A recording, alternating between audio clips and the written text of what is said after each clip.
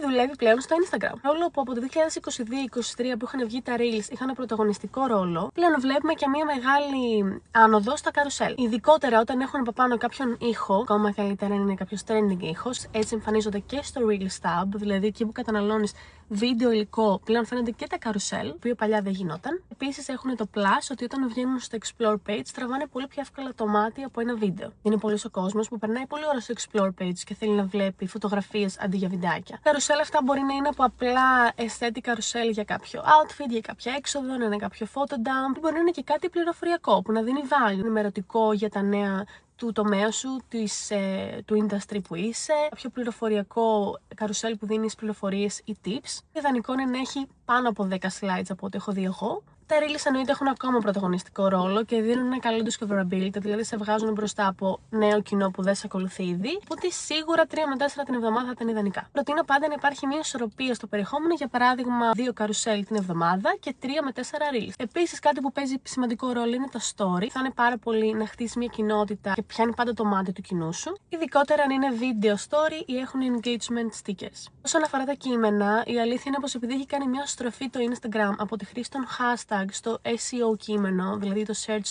Engine Optimization, είναι σημαντικό για την εφαρμογή και έχουν ενημερώσει και ο CEO, ας πούμε, ότι πλέον τα hashtag δεν έχουν τόση σημασία. Είχαν πει δηλαδή ότι μην βάζετε τόσο πολλά hashtag, δεν θα σε βγάλει κάπου, και ότι είναι πιο σημαντικό το SEO που χρησιμοποιείς το caption, δηλαδή οι λέξεις κλειδιά. Για παράδειγμα, εγώ που είμαι marketer θα μπορούσα να βάλω στα captions μου social media marketing, social media ideas, social media tips και να το βάλω κάπως μέσα στην περιγραφή μου ώστε να κυλάει φυσικά, αντί να βάλω 3 αντίστοιχα hashtags. Οι μεγάλες λεζάντες σίγουρα δουλεύουν ακόμα. Υπάρχουν λογαριασμοί που έχουν χτίσει όλη τους την περσόνα πάνω σε αυτό, είτε με μεγάλα captions σε ένα καρουσέλ το οποίο είναι απλές φωτογραφίες και κάνουν μια μεγάλη επεξήγηση με λέξεις κλειδιά και κρατάνε έτσι τον θεατή πάνω στο δικό τους post, το οποίο είναι πολύ σημαντικό για τον αλγόριθμο, γιατί βλέπει ο αλγόριθμος ότι όσο περισσότερο χρόνο περνάει κάποιος πάνω στο post σου, τόσο πιο πολύ τον προωθεί, γιατί το end goal της πλατφόρμας είναι το να κρατήσει τον κόσμο στην εφαρμογή του. Αντίστοιχα και στα Reel είναι χρήσιμο, γιατί αν για παράδειγμα βάλεις ένα βιντεάκι το οποίο είναι 10 δευτερόλεπτα και γράφεις μια μεγάλη περιγραφή, πάλι κρατάς τον κόσμο να διαβάζει, παίρνεις περισσότερα views, παίρνεις περισσότερα repeats,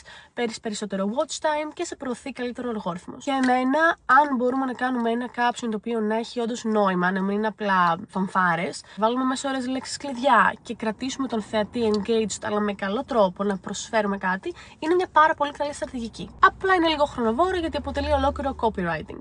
Αυτά.